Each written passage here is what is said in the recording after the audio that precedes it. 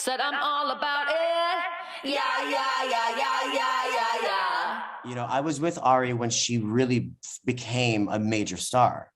And to experience that as a first, to experience an artist's firsts with them as your first, it was invaluable education.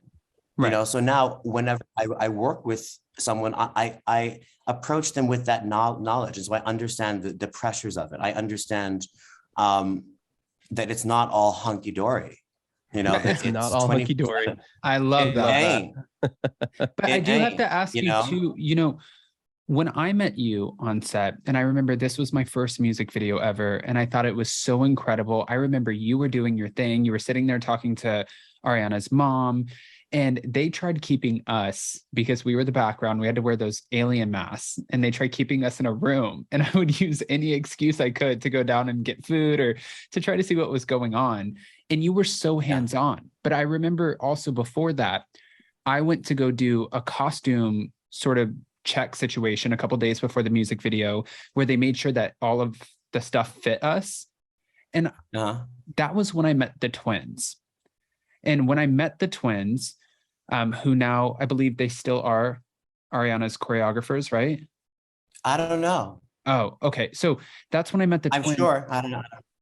I remember they were talking about how they were about to become the lead choreographers and that you were sort of taking a step back in that moment. Yeah. And I didn't know, looking back at it, I saw all of these headlines where they, of course, you know, people, they love to run with the headlines and they pit you against each other and, you know, Isaac versus Ariana or versus the twins or whatever. And I was going back and looking at headlines from so long ago.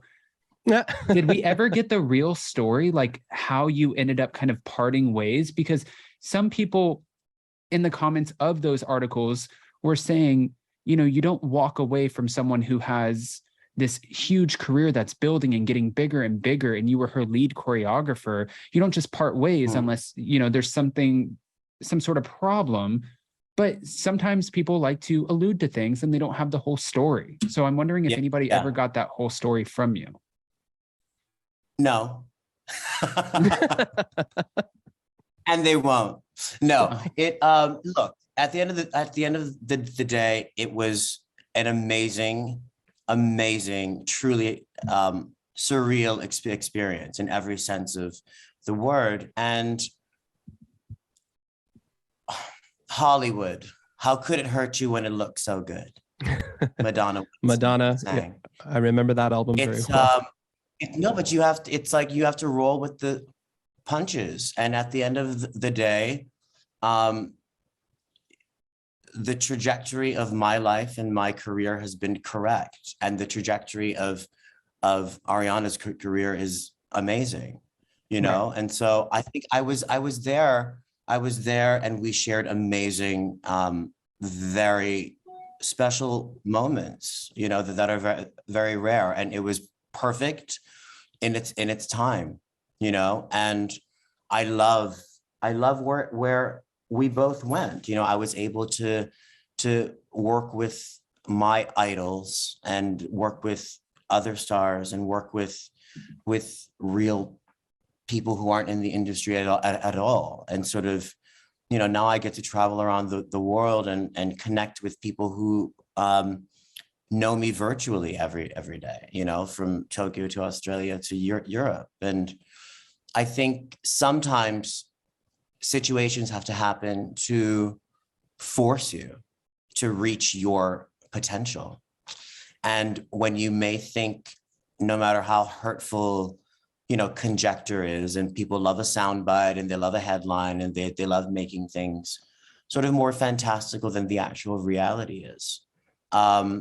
No matter how hurtful it is in the moment, if you can't handle it, then you're not built for it. You know what I mean? No, of course. If you want to put yourself out there and you want success and you want to be invited and you want to be on the red carpet and you want this and that, you have to come to terms with the fact that people will instinctively try to bring you down. And rejection is you a part can't of be it. angry about it. You can't be sad about it. You can't be surprised about it. And people will always be gunning for your position and gunning for your role. And I say, have it. Because I can do a lot more. Too, Isaac, from Broadway and stuff, there's always someone to fill in. The understudy is always ready to go on, whatever. But I feel like every opportunity, like you said, leads to something else. Like, you've taken so many risks that have led you to something else. I mean, yes. I do want to say really quickly, because I didn't know your Madonna influence so much. I'm a huge Madonna fan. I'm also a child from the 80s, so I feel you. But there was one Ariana Grande video that you definitely had some homage to Madonna. Which video was that? Right there. Yes. Right that there. Was fantastic. I loved how you with Big Sean. Yes, with Big Sean, and how you emulated almost that scene, like as a.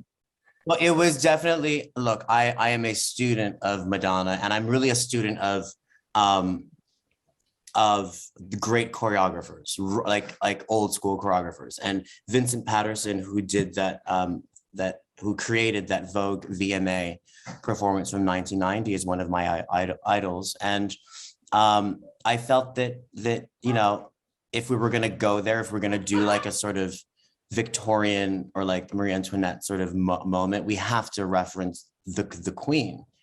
And I think it turned out beautifully. She looked so elegant, and I like to create pictures, and vignettes. And I'm really proud of that video, actually. It was fantastic to watch. I'm giddy even talking about Madonna here. I do want to bring up something too, because Adam and I were talking about this. Adam started his YouTube channel during the pandemic. And, as much as that was such a struggle for so many people, a lot of people found a way to create something amazing from a very dark time.